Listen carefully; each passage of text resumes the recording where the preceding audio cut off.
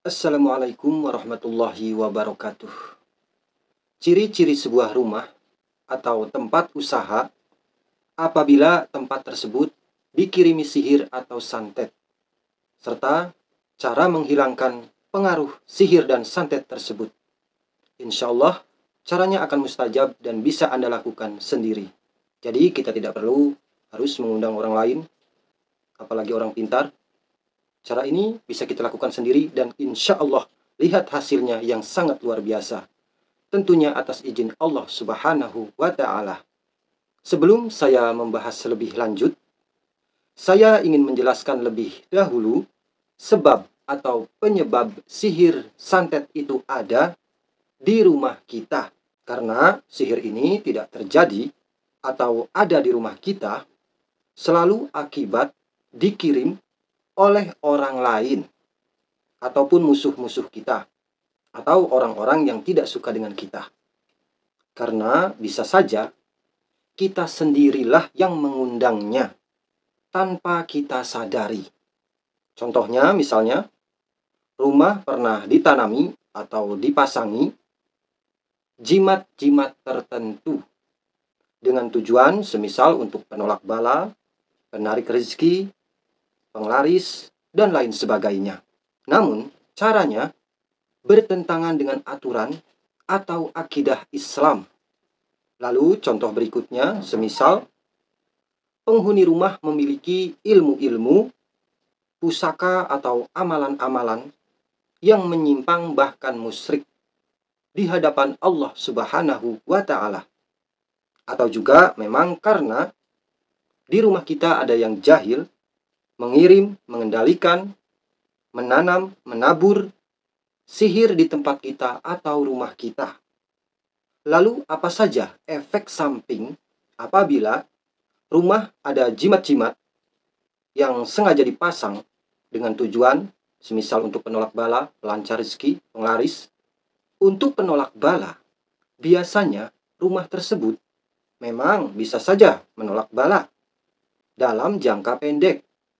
Tetapi dalam jangka panjang, rumah tersebut akan terasa suram, gelap, dan akan mempunyai hawa atau suasana ketika dipakai untuk ibadah seperti sholat, maka penghuninya akan berat dan enggan melakukannya. Berbeda ketika tidak berada di rumah tersebut. Jadi ketika ada di rumah yang ada penolak balanya, menggunakan jimat-jimat musyrik, itu biasanya ketika kita mau melakukan ibadah di rumah tersebut, terutama penghuninya, maka akan sangat berat dan enggan sekali melakukannya. Tetapi ketika kita itu keluar dari rumah tersebut, maka kita bisa melakukannya dan terasa ringan mengerjakannya. Jadi kita bisa saja selamat mungkin dalam hal dunia yang sementara ini, tetapi pastinya akan celaka dalam hal akhirat yang akan kita huni untuk selama-lamanya. Dan kalau untuk penglaris atau pelancar rezeki, bisa saja rumah tersebut usahanya terlihat lancar, warungnya terlihat laris, tetapi anehnya dia tidak bisa menikmati dengan tenang atau sepenuh hati apa yang ia dapat atau apa yang ia miliki dari rezekinya tersebut. Dia pun biasanya akan merasa heran, padahal usahanya lancar, warungnya laris, tetapi dia tidak dapat menyisihkan dari hasil jeripayahnya. Selalu habis, tidak karuan, dan entah kemana. Dan selalu saja ada kendala yang dihadapinya. Walaupun usahanya lancar, warungnya laris, tetapi hal ini justru menambah beban biasanya. Yaitu menambah hutang-hutangnya itu semakin menumpuk gitu ya. Seharusnya kan kalau kita usahanya lancar, hutang kita itu akan lebih sedikit gitu. Tapi ini malah akan menjadi beban, menambah hutang, menambah hutang, menambah hutang, padahal usahanya lancar. Jadi seakan-akan itu kurang terus, tidak ada ketenangan. Atau juga biasanya walaupun usahanya lancar, uangnya banyak, efeknya itu bisa saja kita akan lebih condong ke dalam kemaksiatan dan hura-hura. Tidak ada ketenangan dan keberkahan di dalamnya. Selalu sakit-sakitan mungkin yang tidak wajar, atau anak keras kepala, susah diatur, sehingga dapat menghabiskan harta orang tuanya, Dan itu semua belum tentu terjadi akibat sihir yang dikirim oleh orang zolim kepada kita. Dan kalau efek samping apabila penghuni rumah memiliki amalan-amalan atau ilmu-ilmu yang bertentangan dengan syariat, biasanya rumah tersebut akan memiliki suasana yang panas yang tidak wajar. Di dalam rumah, hati kita sebagai pemilik terasa sensitif, mudah emosi, dan selalu bertengkar. Atau juga rumah tersebut akan terasa lembab yang tidak enak atau tidak wajar, sehingga bisa mengundang binatang-binatang melata seperti ular dan sejenisnya ke rumah kita. Juga biasanya kalau ada orang yang menginap di rumah kita, terutama orang yang baru, itu biasanya akan diganggu oleh khodam-khodam ilmu yang ia miliki. Dan kita akan merasa susah sekali khusyuk, atau bahkan tidak bisa, atau mungkin ada perasaan enggan yang amat sangat untuk melaksanakan sholat, walaupun hati ini sesungguhnya sangat ingin melakukannya. Dan untuk menghilangkan semua pengaruh yang saya sebutkan tadi, solusinya adalah bertobatlah. Kembalilah ke jalan Allah, lakukan sholat taubat. Apabila pernah menanam memasang jimat-jimat, maka galilah, ambillah, dan buanglah. Dan apabila memiliki ilmu-ilmu atau amalan-amalan yang bertentangan dengan akidah, maka bertaubatlah dan hilangkanlah pengaruhnya.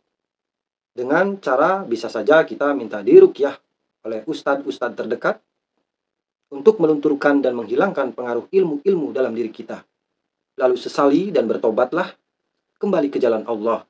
Jangan sampai terlambat, karena umur manusia tidak ada yang tahu kapan kita akan dipanggil oleh yang kuasa.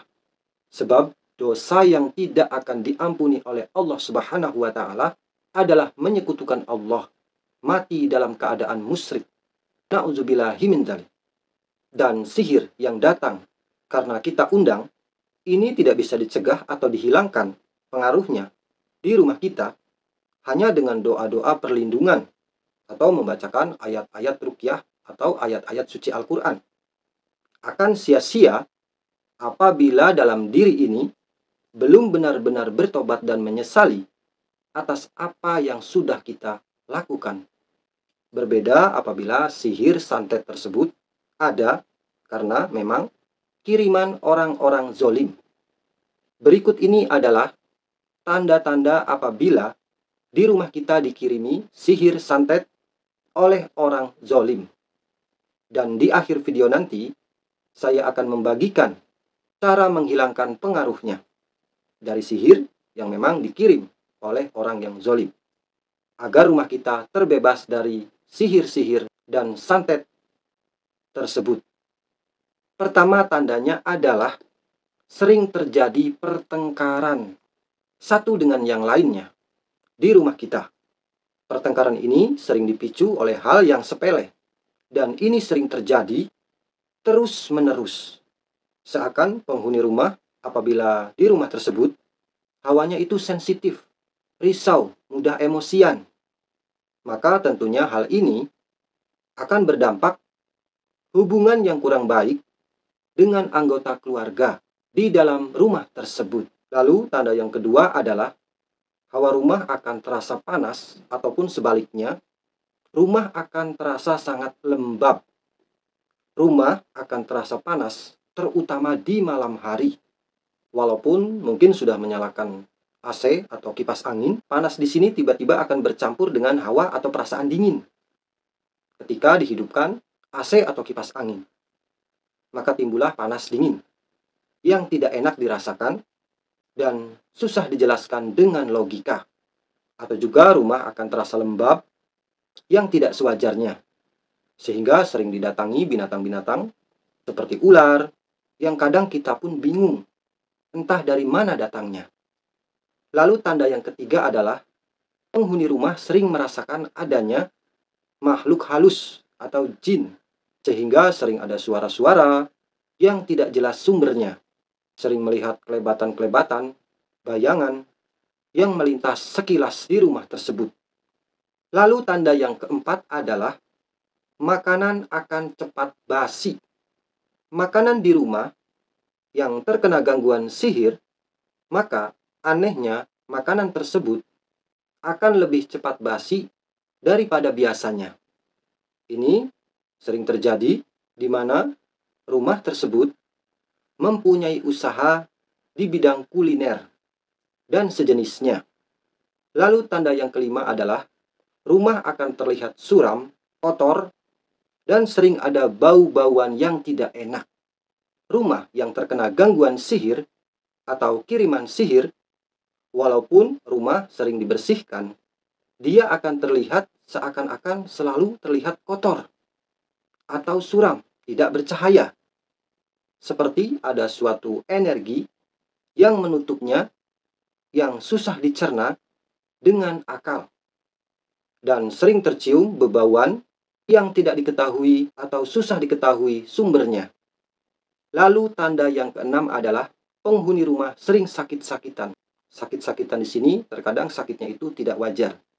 Baru saja sembuh, si A misalnya, tiba-tiba si B sakit lagi. Si B baru saja sembuh, si C sakit. Terus seperti itu. 6 tanda tadi adalah tanda garis besarnya saja ya. Apabila diurai lebih dalam maka akan sangat panjang. Dan apabila ada tanda-tanda tadi yang sudah saya sebutkan, maka bisa dipastikan insya Allah di rumah kalian atau tempat usaha kalian bisa dipastikan ada gangguan sihir. Maka waspadalah dan segeralah tangani secepat mungkin. Tentunya cara penanganannya pun harus dilakukan dengan benar dan tidak menyimpang dari syariat Islam. Sebab apabila salah, justru yang ada bukan menyembuhkan, tetapi memperparah pengaruh sihir di rumah kita tersebut. Maka cara yang benar, lakukan cara berikut ini. Bisa Anda lakukan sendiri dan insya Allah sangat mudah. Cara yang pertama adalah bacakanlah surat Al-Baqarah dengan rutin di rumah kita. Ini bisa kita lakukan 7 malam berturut-turut. Ketika kita membacakannya, maka siapkan juga air di baskom yang sudah kita campuri garam. Utamakan garam kasar kalau ada ya. Lalu setelah kita membacakan surat Al-Baqarah tadi, maka tiupkan ke air yang sudah dicampuri garam tadi. Lalu air tersebut bisa digunakan untuk memerciki ke setiap sudut ruangan di dalam rumah kita. Kecuali WC dan kamar mandi, ini jangan ya. Lalu sisa airnya ini bisa kita buat untuk mengepel rumah kita. Dan ingat, kamar mandi dan WC ini jangan.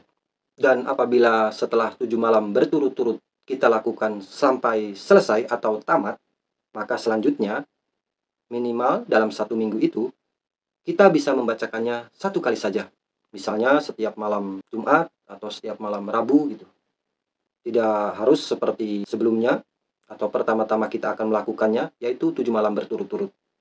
Dan kalau tidak mungkin ketika kita membacakan surat Al-Baqarah itu dari ayat 1 dan ayat sampai akhir, karena mungkin terlalu panjang ya, maka minimal yang harus kita baca adalah untuk pembukaan bacakanlah surat Al-Fatihah.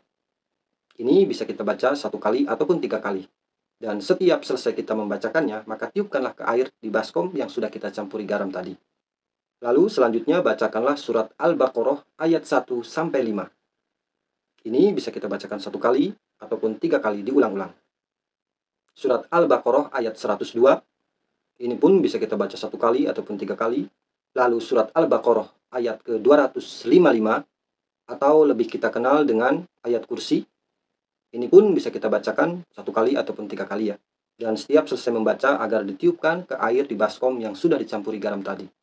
Lalu selanjutnya kita bacakan 3 ayat terakhir dari surat Al-Baqarah.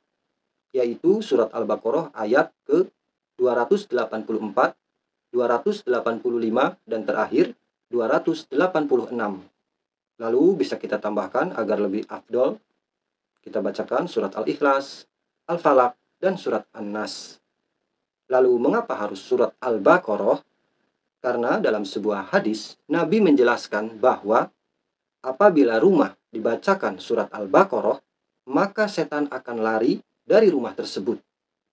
Lalu, amalan selanjutnya adalah biasakan sering mengucapkan salam untuk diri sendiri ketika kita hendak masuk rumah. Salam untuk diri sendiri bacaannya adalah Assalamu alaina wa ala ibadillahis sholihin. Selain memberi salam Assalamualaikum warahmatullahi wabarakatuh ketika kita hendak masuk rumah dan ada penghuninya, maka bacalah dengan lirih atau cukup terdengar kita sendiri ya, karena ini salam untuk diri sendiri, yaitu membacakan Assalamu alaina wa ala ibadillahis sholihin. Apalagi ketika kita hendak masuk rumah dan penghuni rumahnya itu tidak ada ya, ataupun rumah kosong.